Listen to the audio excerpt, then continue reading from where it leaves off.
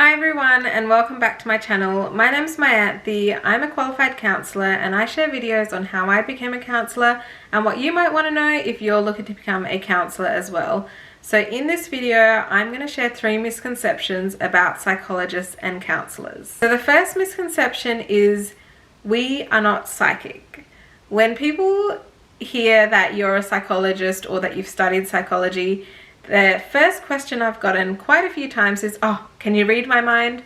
But that's actually not a thing. Where I think they get mixed up with psychologist and psychic. So we're not psychic. As a counsellor or as a psychologist, we might assess and just look at behaviors and see what might be going on and then kind of ask questions which may feel like, oh, you read my mind. But it's not quite the case. So that's why I think people misconceive that psychologists or counsellors can read minds. The second misconception is we can analyse people or we analyse people. So again, as psychologists and counsellors, we're not generally there to analyse people. Probably psychologists more so may do assessments on clients and kind of analyse behaviours and things that they might be saying. But it's not to make judgment on people. It is to actually see if they have some type of diagnosis or see what kind of therapeutic intervention might be actually helpful for that patient or client. So there's a difference between analysing and making judgments on people.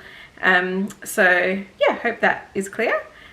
And the third misconception is we don't give advice. So it's quite common for people to think that psychologists and counsellors are there to give advice and tell people what to do and how to live their lives, but that's definitely not the case. We might provide some kind of guidance and coping mechanisms or strategies that they can take away and try within their everyday lives, but it's definitely up to the client to make their own choices on how they live their life and how they want to use the counselling skills that they learn to then practice within their lives.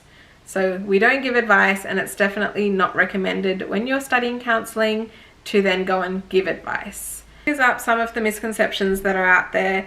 Thanks so much for watching. Make sure to hit the subscribe button. If you have any questions, leave them down below and I'll try to answer them in another video.